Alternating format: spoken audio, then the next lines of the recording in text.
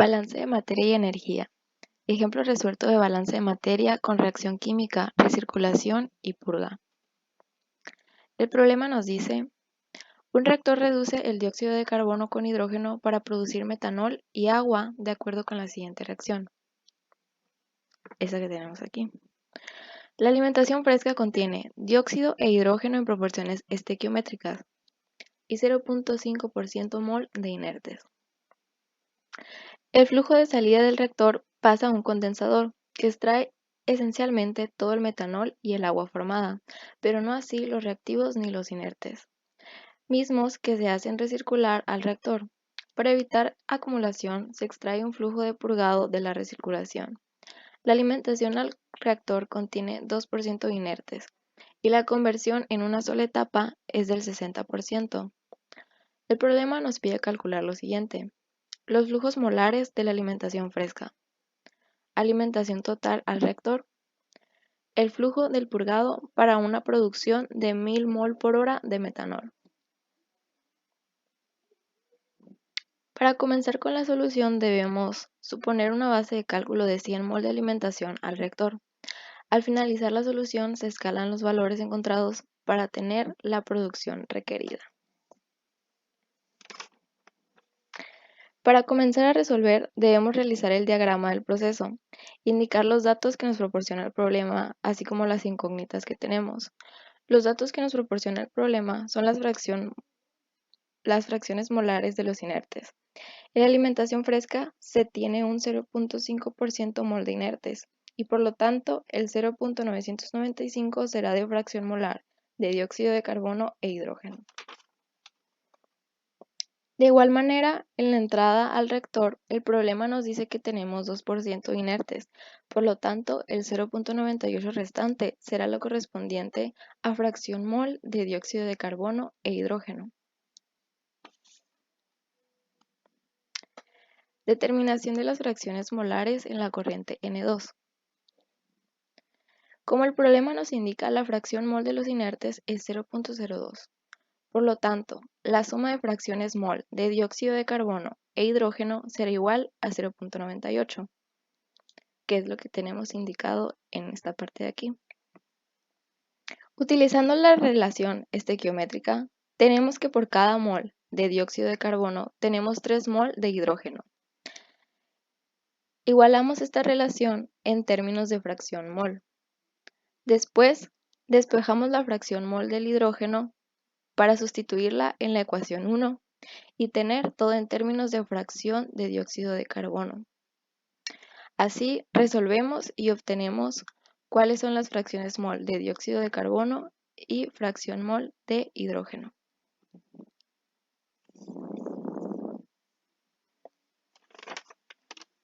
En un siguiente paso vamos a determinar el número de moles de cada componente en la corriente N2. Dado que ya conocemos el número de moles que hay en la corriente 2, solamente debemos multiplicar por la fracción molar correspondiente a cada componente. En el caso de los moles del dióxido de carbono tendríamos 100 moles por la fracción mol del dióxido de carbono en la corriente 2, que es 0.245, nos da que tenemos 24.5 moles.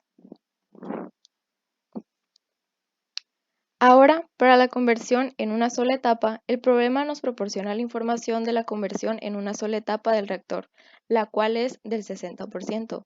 Esta se representa de la siguiente manera. Conversión en una sola etapa es igual a la entrada de reactivos menos salida de reactivos entre la entrada de reactivos. Es importante recordar que nuestros reactivos son el dióxido de carbono y el hidrógeno, ya que los inertes no participan en la reacción. Sumamos los moles que hay de dióxido de carbono más los moles de hidrógeno que entran al reactor, lo cual nos da un total de 98 moles. Sustituimos en la fórmula y así podemos obtener la cantidad de moles de reactivo que tendremos en la salida del reactor. Esta corresponde a la corriente N3.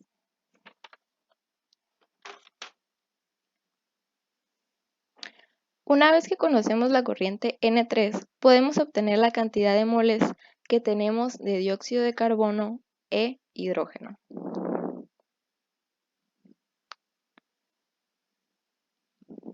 Sabemos que la suma de los moles de los reactivos es igual a 39.2. Nuevamente de la relación estequiométrica que tenemos, que por un mol de hidrógeno habrá 3 moles de dióxido de carbono, hacemos un procedimiento análogo al que utilizamos para obtener las fracciones mol, pero ahora en términos de moles. Entonces sustituimos directamente 4 en 3 para tener todo en términos de moles de dióxido de carbono. Resolvemos y esto nos da 9.8 moles de dióxido de carbono en la corriente N3. Sustituimos la cantidad de moles de dióxido de carbono en la expresión número 4 y nos da como resultado 29.4 moles de hidrógeno en la corriente N3.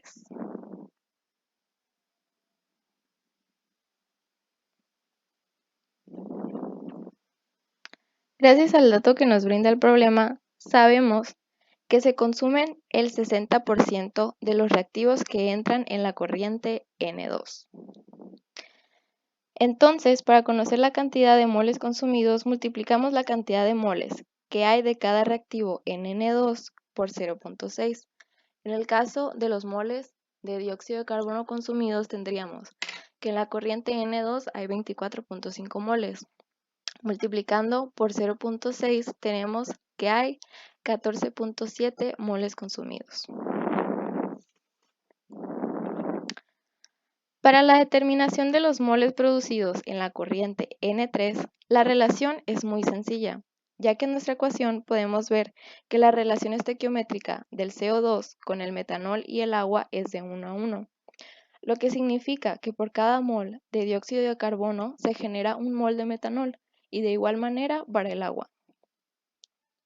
Por lo tanto, si tuviéramos que 14.7 moles de CO2, obtendríamos 14.7 moles generados de metanol, de igual manera con el agua. Ahora para la determinación de la corriente N3. La corriente N3 está compuesta por metanol y agua, pero además contiene dióxido de carbono, hidrógeno y gases inertes.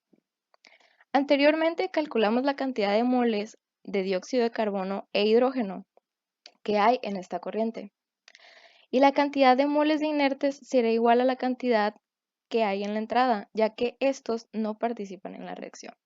Siendo así, la cantidad de moles totales que tenemos en N3 es igual a la suma de los moles de cada uno de los componentes. Y en este caso, la suma nos da 70.6 moles.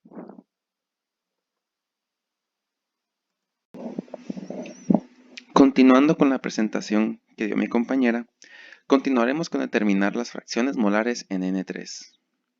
Si recordamos, la fracción molar se calcula dividiendo el número de moles de X componente entre el número de moles totales que hay en la mezcla. En este caso, esa mezcla es N3, el flujo molar N3. Entonces, aplicamos este concepto a cada uno de los componentes y obtenemos sus respectivas fracciones molares. Esto nos va a servir más adelante para determinar N5. Por lo pronto, determinamos N4. N4, si recordamos, es la salida del condensador, la parte líquida, mientras que en la parte gaseosa no contenemos nada de alcohol ni agua, lo que quiere decir que todo lo que entra al condensador de alcohol y agua va a ser igual a lo que sale en la N4 de alcohol y agua. Por lo tanto, procedemos a calcularlo de manera sencilla de esta forma. Los moles que hay más bien en N3 son 14.7 moles de alcohol y 14.7 moles de agua. Por lo tanto, en la corriente 4 habrá la misma cantidad tanto de alcohol como de agua. N4 pues va a ser la suma de estos dos, dado que en N4 no hay otro componente. Y obtenemos el resultado de que N4 es igual a 29.4 moles. Después, para corroborar, determinamos las fracciones molares de N4, que como podemos ver están en las mismas proporciones, pues cada una da un resultado de 0.5. Ahora procedemos con obtener N5. Si volvemos a la parte del condensador, lo que entra de los gases en el condensador, lo que entra de dióxido de carbono, hidrógeno y gases inertes, es igual a la salida en N5. O sea, lo que entre de inertes va a salir en inertes. Lo que entre de dióxido de carbono va a salir en dióxido de carbono. Y lo que entre de hidrógeno va a salir en hidrógeno. Por lo tanto, lo calculamos de la misma manera que calculamos N4. ¿Cuántos moles hay en N3? Pues 2. ¿Cuántos moles hay en N3 de hidrógeno? 29.4 en la corriente 5. Estos son los moles de cada uno de los gases en la N5. Para calcular N5, pues procedemos a sumarlas y obtenemos un valor de 41.2 moles. Y para determinar las fracciones molares, aplicamos el concepto de dividir el número de moles de tal componente entre el número de moles totales. Y obtenemos las composiciones. Ojo, dado que N5 se recircula y se purga, N6 y N7 tendrán la misma composición molar. Es decir que simplemente una porción se desvía a recircular de lo que sale del condensador y otra porción se purga para evitar los excesos. Como no hay ningún cambio físico aquí de por medio, tienen la misma composición tanto aquí como acá, como la hay en N5. Entonces procedemos a hacer un balance total en la unión de la recirculación para juntar lo que entra al reactor.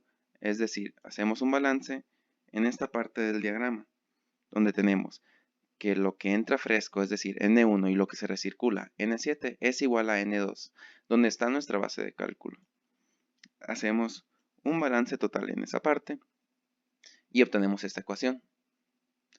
Después hacemos un balance inertes por conveniencia. Puede ser cualquier otro balance de los componentes y obtenemos este resultado. Dado que en N2 tenemos 2 moles de inertes y procedemos a resolver el sistema. Resolviendo el sistema, obtenemos que N7 es igual a 34.44 moles, mientras que N1 va a ser igual a 65.55. Ahora después determinamos las fracciones molares en la corriente N1. Como ya conocemos cuánto vale N1, podemos hacer el siguiente balance de dióxido de carbono. Ya conocemos cuánto dióxido de carbono hay en la corriente 7, cuánto hay en la corriente 2, y nos falta conocer la composición de dióxido de carbono en la corriente N1. Entonces hacemos el balance y despejamos la fracción molar de dióxido de carbono en la corriente 1, el cual nos da un resultado de 0.24875. Mientras que para calcular la del hidrógeno, usamos la relación de 1 menos la fracción molar del dióxido de carbono menos la fracción molar de los gases inertes. La fracción de los gases inertes ya no nos da el problema, por si preguntan de dónde viene el dato, ahí es. Y obtenemos que la composición de hidrógeno en la alimentación es de 0.746. Ahora hacemos un balance en la purga para conocer N6. Anteriormente ya hemos calculado N5 y N7. Simplemente N6 pasa a ser la resta de estos dos y obtenemos que N6 vale 6.75. Ahora que ya contamos con todas las corrientes, podemos escalar nuestros resultados y contestar lo que se nos pide.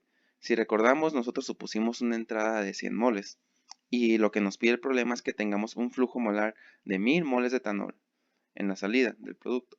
Entonces, vamos a dividir 1000 moles que nos supone la entrada entre los moles que nosotros tenemos de nuestros cálculos. Entonces, este va a ser nuestro factor de escalamiento, 68.02. Para responder las preguntas, aplicamos ese factor a cada uno de los flujos. Entonces, el primer inciso nos pide los flujos molares de la alimentación fresca, N1, suponiendo que se tienen 1000 moles de producción de etanol.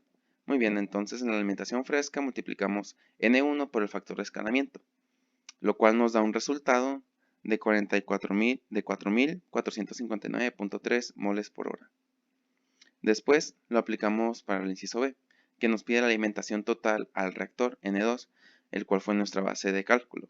Entonces multiplicamos N2 por el factor de escalamiento y obtenemos 6.802.72 moles de alimentación al reactor. Y por último, nos pide el flujo de purgado para una producción de 1000 moles de metanol.